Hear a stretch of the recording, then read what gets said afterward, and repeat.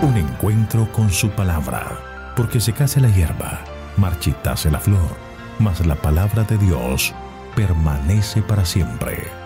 Con ustedes, el doctor José Ricardo Arias Quintero.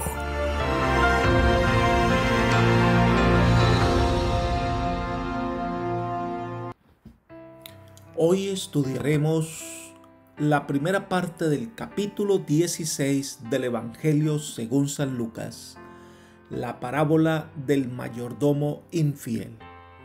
Voy a invitarle en este momento a que oremos. Padre eterno y bondadoso, alabado y glorificado sea tu santo nombre. Te agradecemos, Señor, por el día que nos regalas, por tus bendiciones, y te pedimos, Señor, en este momento que derrames tu Espíritu Santo en nuestra vida, que podamos entender tu palabra, que podamos guardar las lecciones que edifiquen nuestra vida espiritual. Envíanos el Santo Consolador para que sea nuestro Maestro hoy, pues pedimos todas estas bendiciones confiando en los méritos de Cristo Jesús. Amén. No se da ninguna información específica, ni del lugar, ni del tiempo, ni de las circunstancias relacionadas con la presentación de las parábolas y de las enseñanzas del capítulo 16 de Lucas. Sin embargo, las primeras palabras parecen indicar que lo que aquí se registra transcurrió poco después de lo que se narra en el capítulo 15, y quizás pudiese haber ocurrido en la misma ocasión. Faltaban apenas unos meses para que concluyera el ministerio de Cristo, pues estaba transcurriendo más o menos el mes de enero o febrero del año 31 después de Cristo, cuando Jesús presentó estas enseñanzas. Tal vez se encontraba en Perea, al este del Jordán. Vamos a estudiar este capítulo por secciones. La primera sección de este capítulo 16 de Lucas son los versículos 1 al 14 y desarrolla lo que se llama la parábola del mayordomo infiel. Vamos a estudiarlo. Leamos el versículo 1. Dijo también a sus discípulos: había un hombre rico que tenía un mayordomo, y éste fue acusado ante él como derrochador de sus bienes. Como había ocurrido anteriormente, Jesús se dirigía primeramente a los discípulos, aunque también otros pudieron haber estado presentes. Estaban allí los escribas y fariseos, pero también había publicanos entre los presentes, y la parábola tenía un significado especial para ellos, muchos de los cuales eran ricos. Esta parábola y la siguiente, la de Rico y Lázaro, se refieren al uso de las oportunidades presentes vinculadas con la vida futura, especialmente a la administración de las cosas materiales. La primera parábola, la del mayordomo infiel, fue dirigida específicamente a los discípulos, mientras que la segunda parábola, la de Rico y Lázaro, fue pronunciada mayormente para beneficio de los fariseos. La primera ilustra un principio vital de una mayordomía honrada, el uso sensato y diligente de las oportunidades actuales. La segunda enfoca el problema de la mayordomía desde un punto de vista negativo. En la primera parábola, Jesús pide a los hombres que no piensen más en las cosas temporales, sino en las eternas.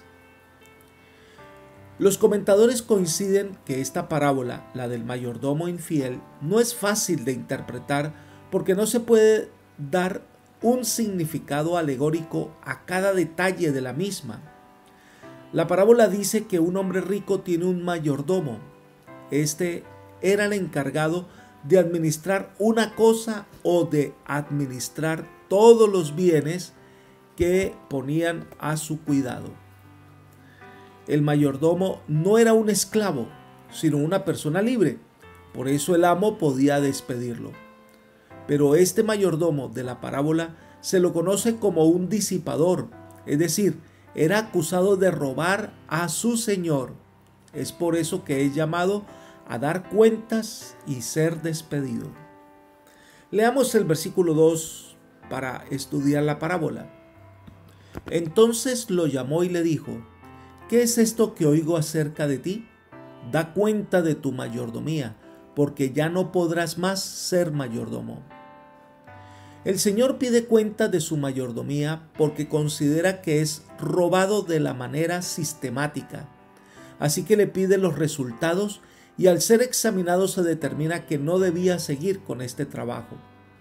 Elena de White comenta: el rico había dejado todas sus posesiones en las manos de este siervo, pero el siervo era infiel y el amo estaba convencido de que se le estaba robando sistemáticamente.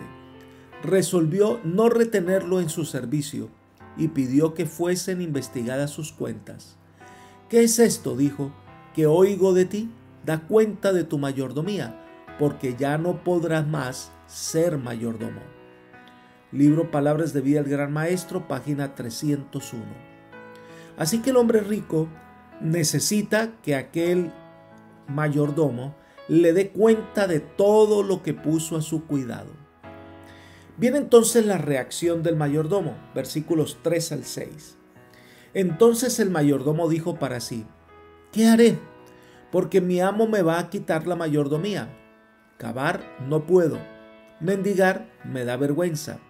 Ya sé lo que haré para que, cuando se me quite la mayordomía, me reciban en sus casas. Y llamando a cada uno de los deudores de su amo, dijo al primero: ¿cuánto debes a mi amo? Él dijo: 100 barriles de aceite. Le dijo: toma tu cuenta, siéntate pronto y escribe 50. Después dijo a otro: ¿y tú cuánto debes? Y éste contestó: 100 medidas de trigo. Él le dijo: toma tu cuenta y escribe 80. Y alabó el amo al mayordomo malo por haber actuado sagazmente, porque los hijos de este siglo son más sagaces en el trato con sus semejantes que los hijos de luz. El mayordomo se da cuenta que era culpable y que no puede justificarse. Si hubiese sido honrado, no tendría dificultades con entregar cuentas de su mayordomía. Pero al ser despedido, pensó que su fama se extendería y no le sería fácil que lo recibieran como mayordomo y le tocaría convertirse en esclavo. Y eso era algo para lo cual no quería que le pasara. Así que se ingenió un plan para asegurarse su futuro. El mayordomo llevó a cabo su plan en forma sistemática y diligente. Si hubiera empleado la misma diligencia y habilidad que usó en beneficio propio para hacer prosperar los negocios de su señor, había logrado el éxito en vez del fracaso.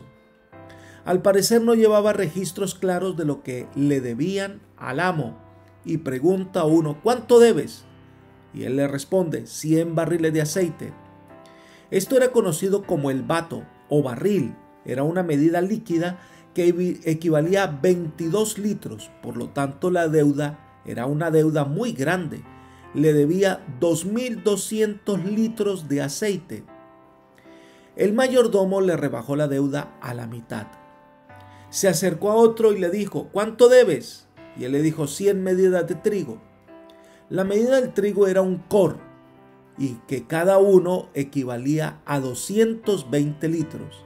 Es decir, debía 22.000 litros. Esto era una deuda supremamente grande. Y él le rebajó a 80 batos.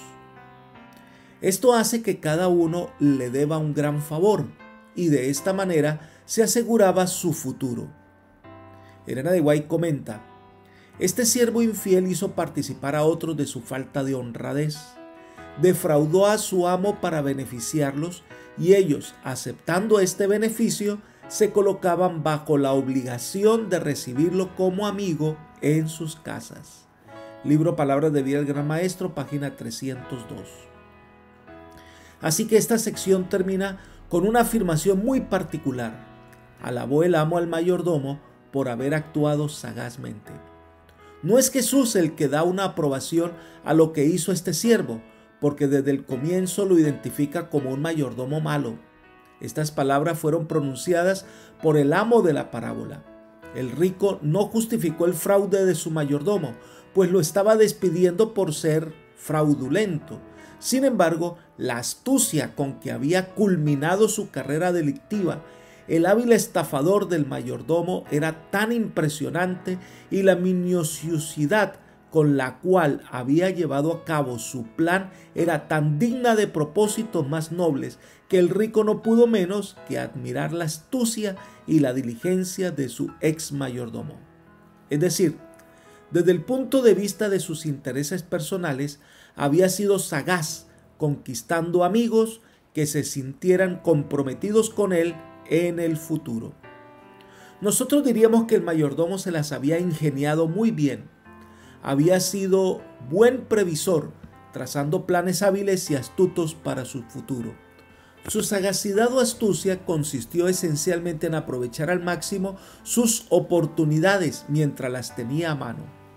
Si el mayordomo hubiera demorado un tanto en el arreglo de cuentas con los deudores de su señor, como lo había hecho antes al manejar sus negocios, no habría tenido éxito en su delictuoso plan. Obró con diligencia. Esta era una lección que, aunque era dirigida a los discípulos que no la entendieron claramente, también era una lección importante para los fariseos. Dios le había dado privilegios a la nación de Israel con el objetivo de servir a otros, de llevar el conocimiento de la salvación a otros, pero habían sido infieles. Elena de White comenta: en la parábola el siervo no había hecho provisión para lo futuro. Los bienes a él confiados para beneficio de otros los había empleado para sí mismos, pero había pensado solamente en lo presente. Cuando se le quitase la mayordomía no tendría nada que pudiese llamar suyo, pero todavía estaban en sus manos los bienes de su señor y resolvió emplearlos para asegurarse contra necesidades futuras.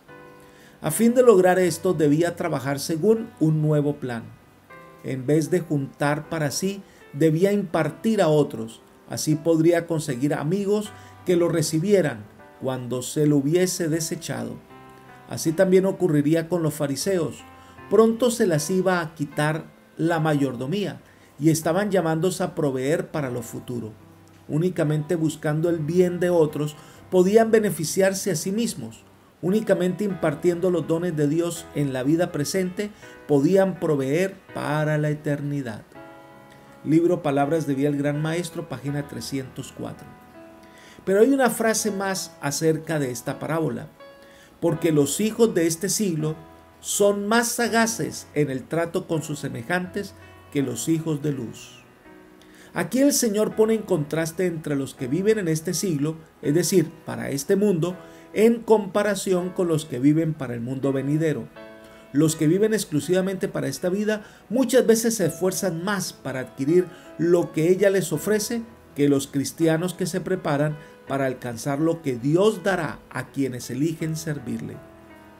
Es una debilidad humana prestar más atención a la forma en que podemos servirnos a nosotros mismos antes que a la manera de servir a Dios y a nuestros prójimos. Los hombres que viven para sí mismos, para esta vida, se esfuerzan por las cosas que perecen, pero los hijos de Dios, a quienes el Señor ha dotado con varios dones, les ha dado recursos para administrar, no hacen con celo lo que deberían hacer. Toman los recursos que Dios les da y lo usan para su propio beneficio. No sirven al prójimo, no alimentan al pobre ni a la viuda, no muestran el celo por las cosas eternas, no son diligentes a esta obra encomendada. Elena de White dice: a cada uno se le pedirá que entregue los dones que le fueron confiados. En el día del juicio final, las riquezas que los hombres hayan acumulado no les valdrán de nada, no tienen nada que pueda llamar suyo. Libro Palabras de Vida del Gran Maestro, página 306. Así que si actuáramos con diligencia para hacer las cosas que Dios nos ha ordenado, con la misma diligencia que los hombres lo hacen para conseguir los bienes de este mundo, pues seríamos encontrados como mayordomos fieles.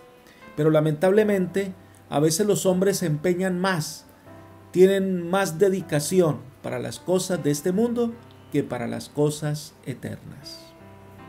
Jesús continúa sus enseñanzas en el versículo 9.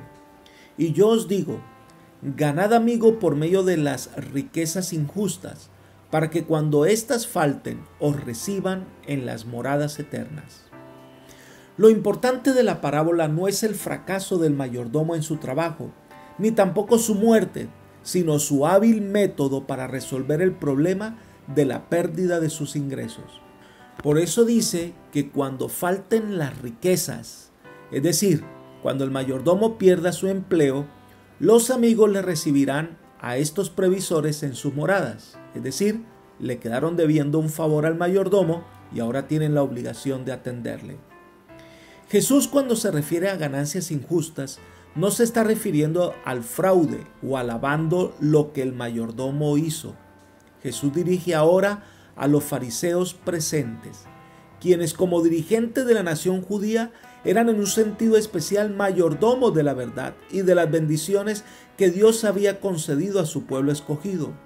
Como mayordomos del cielo, los dirigentes de Israel habían estado disipando los bienes que se le habían confiado y no pasaría mucho tiempo antes de que se le pidiera que rindieran cuenta de su mayordomía. Jesús no estaba insinuando que el cielo puede comprarse, tampoco. La verdad a la cual dirige la atención es que deberíamos aprovechar las oportunidades presentes para asegurar nuestro bienestar eterno. Somos solo mayordomos de las oportunidades y de las posesiones materiales que en esta vida llegan a nuestras manos. Y Dios nos ha confiado estos bienes para que podamos cultivar los principios de una mayordomía fiel. Todo lo que tenemos en esta vida es ajeno, es decir, es de Dios y no es nuestro. Debemos gastar las cosas materiales que nos han sido confiadas en hacer prosperar los intereses de nuestro Padre Celestial, aplicándolos a las necesidades de nuestro prójimo y a la predicación del Evangelio. De esta manera, cuando ya el dinero no valga nada y llegue el momento de dar cuentas al Señor, podamos tener amigos en las cortes celestiales y ser admitidos en el reino de Dios. Elena de White complementa diciendo: Dios, Cristo y sus ángeles ministran a todos a los afligidos, los dolientes y los pecadores. Entregaos a Dios para esta obra, emplead sus dones con este propósito y os asociaréis con los ángeles celestiales. Vuestro corazón latirá al unísono con el de ellos. Os asimilaréis a ellos en carácter. Estos habitantes de las moradas eternas no serán extraños para vosotros. Cuando hayan pasado las cosas terrenales, los centinelas de las puertas del cielo os darán la bienvenida. Palabras de vida del Gran Maestro 306. Así que haciendo la obra del Señor, nos ganamos amigos en las moradas eternas. Más adelante, Elena de White agrega: la lección de esta parábola es para todos. Cada uno será tenido por responsable de la gracia a él dada por medio de Cristo. La vida es demasiado solemne para ser absorbida en asuntos temporales o terrenales. El Señor desea que comuniquemos a otros aquello que el eterno e invisible nos comunica. Libro Palabras de Biblia Gran Maestro, página 307. Es hora de manifestar celo en hacer la voluntad de Dios. Pero la siguiente conclusión del Señor está en los versículos 10 al 12. Dice: el que es fiel en lo muy poco, también en lo más es fiel. Y el que en lo muy poco es injusto, también en lo más es injusto. Si en las riquezas injustas no fuisteis fieles, ¿quién os confiará lo verdadero? Y si en lo ajeno no fuisteis fieles, ¿quién os dará lo que es vuestro? Debe destacarse nuevamente que Jesús no elogió los fraudes del mayordomo, para que los discípulos o quienes escucharan no tomaran esta parábola como una posible excusa para no ser honrados. Jesús declaró claramente la profunda verdad de que todos los que quieran ser sus discípulos deben caracterizarse por una completa integridad y diligencia. Dios nos da bienes que son pocos comparados con las riquezas eternas, con el objeto que lo administremos en el servicio de Dios. Una de las lecciones más importantes que el hombre debe aprender es que todo el dinero y las cosas materiales que pueda poseer no son suyas debido a su propia sabiduría y capacidad, sino que Dios se las ha prestado. El Señor solemnemente advirtió a Israel contra este engaño fatal y le recordó que Dios es quien da a los hombres el poder para hacer las riquezas. El fracaso de Israel fue el uso egoísta de los dones que Dios les había otorgado. Él nos pide a nosotros que no cometamos el mismo error. Elena de White dice: Cristo invita a todos a reflexionar, haced cálculos honrados, poned en un platillo de la balanza a Jesús, que significa tesoro eterno, vida, verdad, cielo y el gozo de Cristo en las almas redimidas. Poned en el otro todas las atracciones que el mundo puede ofrecer. En un platillo de la balanza poned la pérdida de vuestra propia alma y de las almas de aquellos para cuya salvación podría haber sido un instrumento. En el otro, para vosotros y para ellos, una vida que se mide con la vida de Dios. Pensad para el tiempo y la eternidad. Mientras estáis así ocupados, Cristo habla: ¿qué aprovechará al hombre si granjeara todo el mundo y perdiere su alma? Libro Palabras de Vida del Gran Maestro, página 307. Por eso nos pide que seamos fieles mayordomos de la multiforme gracia de Dios. Al hacer nuestro trabajo fiel, se nos asegura que podemos llegar a recibir las riquezas eternas. Leamos el versículo 13. Ningún siervo puede servir a dos señores, porque odiará al uno y amará al otro, o estimará al uno y menospreciará al otro. No podéis servir a Dios y a las riquezas. Esta verdad debemos entenderla en el sentido de que un esclavo no puede tener dos amos, solo tendrá uno. Dios espera que elijamos las riquezas eternas, que amemos al Señor de corazón. Nadie debe ocupar el primer lugar en nuestra vida ni en nuestros planes, solo el Señor. Sigamos estudiando esta sección con los versículos 14 y 15 de Lucas 16. Oían también todas estas cosas los fariseos, que eran avaros, y se burlaban de él. Entonces les dijo: vosotros sois los que os justificáis a vosotros mismos delante de los hombres, pero Dios conoce vuestros corazones, pues lo que los hombres tienen por sublime delante de Dios es abominación. Es interesante que los fariseos y los saduceos entendieron que Jesús se estaba dirigiendo a ellos, pero trataron de desviar la atención con burlas hacia las enseñanzas de Jesús. Pero Jesús les llama la atención mostrando su error. Los fariseos habían logrado persuadir a la gente de la validez de su teoría, que la riqueza era una recompensa de la rectitud. Habían defendido hábilmente su posición y por lo menos los que tenían cierta cantidad de los bienes de este mundo hallaban satisfacción con tal teoría. El problema de los fariseos consistía en que eran hipócritas, pero su justicia no era más que una deslumbrante apariencia. Y le dice que Dios conoce el corazón y el Señor aborrece el pecado. Muchas veces los que los hombres consideran dignos, Dios, que lo ve todo, sabe por dentro que están llenos de avaricia y orgullo, y entonces ellos reciben el reproche divino. Dios nos llama a una vida cristiana de autenticidad, una vida cristiana llena de celo por la causa de Dios, una vida que aprovecha toda oportunidad para compartir con otros el mensaje de vida. Elena de White comenta diciendo: cada año, millones y millones de almas humanas pasan a la eternidad sin haber sido amonestadas ni salvadas. De hora en hora, en nuestra vida variada, se nos presentan oportunidades de alcanzar y salvar almas. Las oportunidades llegan y se van continuamente. Dios desea que las aprovechemos hasta lo sumo. Pasan los días, las semanas y los meses, y tenemos un día, una semana y un mes menos en que hacer nuestra obra. Algunos años más, cuando mucho, y la voz a la cual no podemos negarnos a contestar será oída diciendo: da cuenta de tu mayordomía. Palabras de Vida del Gran Maestro, página 307. Este es el tiempo para dedicarnos a seguir las indicaciones y los caminos del Señor. Ahora, el evangelista Lucas pasa a registrar declaraciones importantes de Jesús después de la parábola del mayordomo infiel. Ahora agrega otros elementos. Leamos los versículos 16 y 17. La ley y los profetas llegan hasta Juan.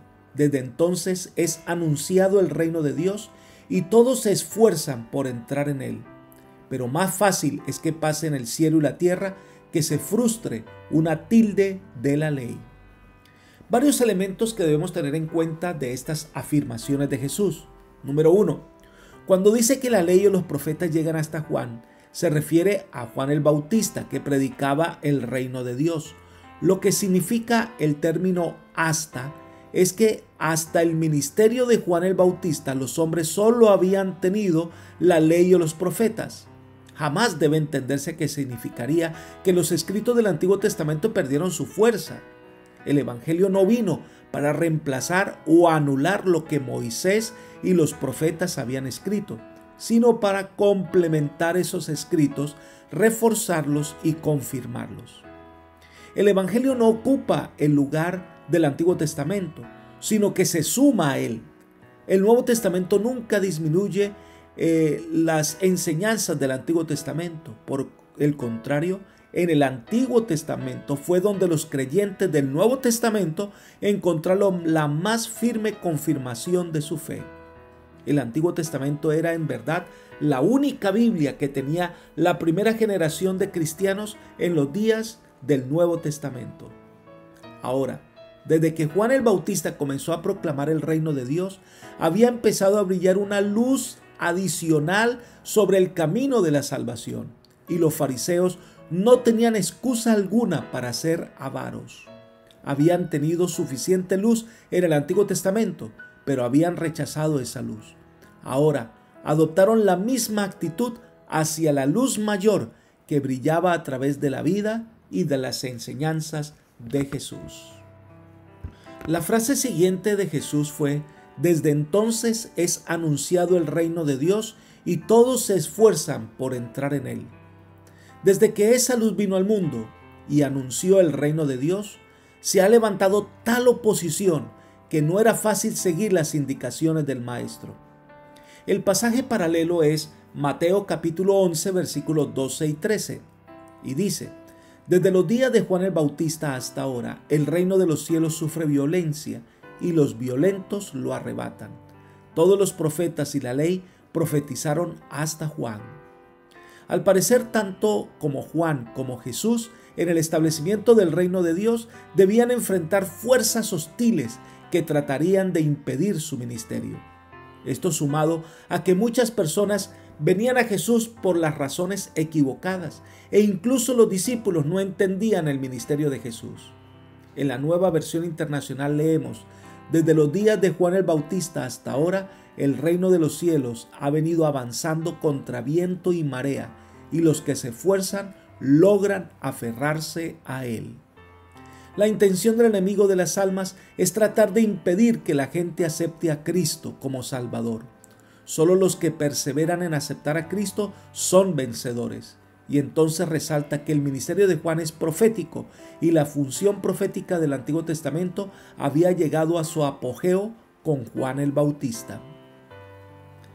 Entonces Jesús afirma que es más fácil que pase en el cielo y la tierra que se frustre una tilde de la ley.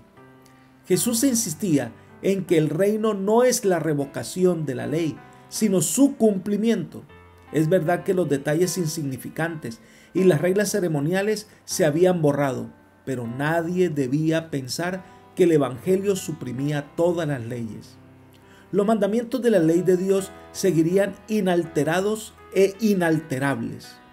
Algunas letras hebreas se parecen mucho y se distinguen por unos puntitos o diacríticos como los acentos y la diéresis y la virgüilla de la ñ del castellano.